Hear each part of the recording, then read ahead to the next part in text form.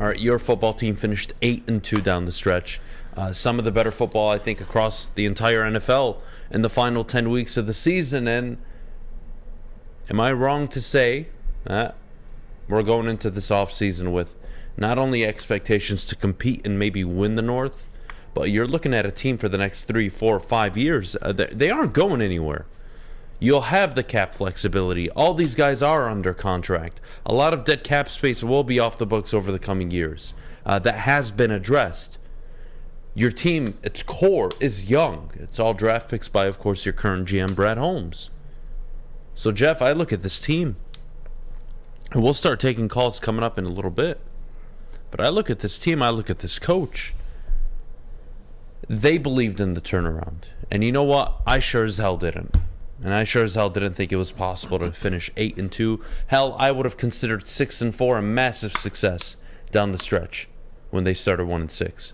The fact that they even outperformed that, to me, was incredible.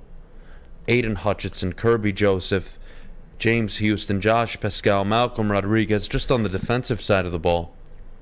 You go to the offensive side of the ball, Penei Sewell, that offensive line. You've got Jared Goff playing excellent quarterback, but if you want to just talk about young players, you have Amon-Ra St. Brown, Jameson Williams, Penei Sewell on the offensive side of the ball. This team's not going anywhere. Yeah, your foundation is there. Watch out for Detroit for the next couple of years. And I think you phrased it perfectly. The foundation is there, and there's still holes on this team, and that's for Brad Holmes to fill those holes. But at the same time, even for a young team in a season where you're 1-6, the defense looks terrible, historically bad, they turn it around. The offense has been good all year. They have the most points in the NFC North by like 30. I think the closest team second for points for is Minnesota. So you have the best offense all year. You gave up the second most points, or excuse me, the second least points in the NFC North. And on top of that, you're 5-1 in your own division. Should have been 6-0 if it wasn't for a blown assignment at the end to KJ Osborne. So this team is even closer than I would have thought, because I picked him to go 8-9 this year. But I didn't expect that record in the division. Like when me and Mike on the Jeff and Gentry show picked the whole schedule, I didn't have 5-1 in the division. I mean, you swept the Bears, you swept the Packers, and you split with the Vikings. And for whatever people can say about Dan Campbell when he was first hired and he had his press conference, and at least the clips that go national or viral, they're looking at this guy like, how is this guy a head coach? Like he's more of a meathhead. He doesn't seem like the typical head coach, right? He's making his eyes big. He's wearing the helmet before the Grand Prix. And then you look at this season. He's out-coached Dable, Doug Peterson, Robert Saleh, Matt LaFleur twice, Kevin O'Connell almost twice. And then you see, even on Sunday night, declining that penalty against Wyatt to give them an extra play. He doesn't get enough credit. And now there was a lot of decisions early in the year where you're sitting there scratching your head, and they probably costed the Lions a couple of those games. But he's learned from his own mistakes. So whatever you want to say about Dan Campbell, all that noise is starting to go away now. Now, next season, the expectations rise. So if you want to keep that noise away, you got to keep winning ball games at the end of the day. You can't start 1-4. So that's the next big thing for Dan, but so far he's pretty much appeased everybody, not only in Detroit, but nationally. I mean, I've seen some guys that do television tweet out and apologize. I know there was one guy, I'm forgetting his name, but he was one of the critics of Dan Campbell when he was first hired. I just checked his Twitter yesterday. I apologize. I was wrong about Dan Campbell. Like, more and more people are starting to come around on him. So, hey, that's his job, and he's doing a damn good job at it. Look, he's done a damn good job, and I think what's more important is how do you phrase this? At the end of the day, guys, I think you're all confident in leadership, as you should be, right? They've given you reason. You were all sold on Brad Holmes. Well, not all of you, but most of you understood that you had a GM that was going to bring in the talent, and all your coach needed to do was show improvement in year 2. And what'd you get? You got improvement. Now, was it a rough start? Yep. Was it chaotic? Yep. Was it really disappointing? Hell yeah, it was. It's frustrating as hell. But they gave you 10 weeks of some of the best football in the entire NFL. Is that a fluke? I don't think so. I don't know many teams that can win 8 of 10. And if you guys want to point to the 95 or what is it, 95 or 96 Lions that won 7 straight at the end of the year and had one of the better offenses in the NFL. It's completely different. Yeah, because this is a team that hasn't been to the playoffs, and that was a team that won the division not even 2 years prior to that. Right. So we're talking 2 completely different eras, 2 completely different teams, 2 completely different organizations. The Lions haven't won or proven anything yet. Yet they won 8 of 10 in a, quote, rebuild season. Think about that. It's unbelievable.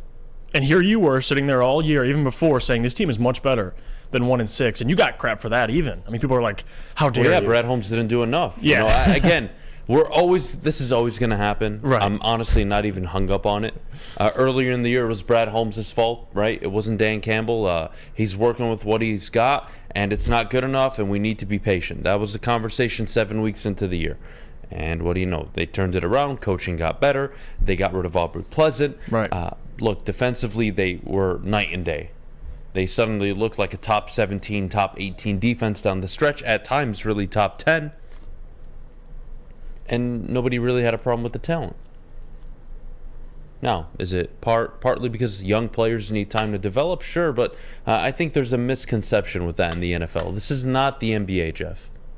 In the NFL, at 21 years old, I can walk in with proper coaching and be excellent. Mm-hmm. The Jaguars. There you go.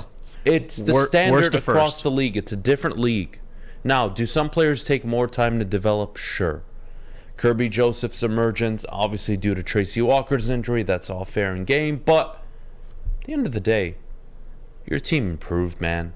Jeff, they won 8 of 10 games. They looked like one of the 5, 6 best teams, maybe 7 best teams in the entire NFL in those 10 weeks. They had a better record than some of the teams that are the 2, 3 seed in the NFL in the current playoff. So I got nothing but good things to say right now. Excited for the offseason.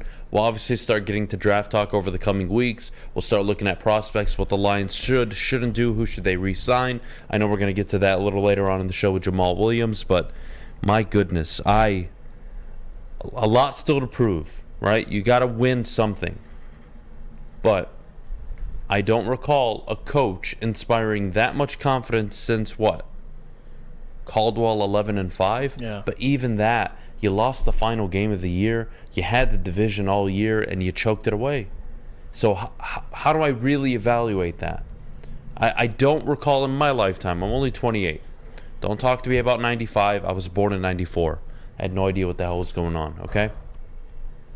In my lifetime, I don't think there's ever been an off season where you were talking about the Detroit Lions saying, if they do this, if they make 1 or 2 moves like this, they're winning the division next year. Not competing, winning. Yeah. And I think the difference is also Brad Holmes. It's got to be. Because even though you like the players, a lot of young players, rookies, second-year players, some of the most impactful players on the Lions, you know Brad Holmes is going to continue to get these picks at least mostly correct. Unlike past regimes where you had good coaching, the general manager, you missed on a lot of draft picks. That's how you keep momentum. Like, as these players get older, if Brad Holmes continues to add talent like he has been doing, there's never not going to be enough talent to at least go out and contend for the division. Now, you look at coaching, and coaching's been really good this year, the second half of the season. So we'll see how they start next season, but a lot of this has to come down to Brad Holmes, and I think that's going to be the big separator from this regime to past regimes, is with Brad, his ability to find talent, especially late in the draft. You're going to be able to fill holes quickly. It's what can the coaching staff, and right now you like it how it's assembled with Dan, Ben, Aaron Glenn, Deuce Staley, Hank Fraley, so on and so forth, that whoever you get in the building, they're going to develop. And so far, players have been developing. So this is why we talk about how the organization is in lockstep, whether it's Brad and Dan. You got Brad finding talent, Dan developing talent. So their relationship, honestly, for 2 guys that weren't even hired together, they were hired separately, it's a great relationship, and I think that's going to be a big part of why the Lions, they see success for a longer period than maybe Jim Caldwell and Martin Mayhew.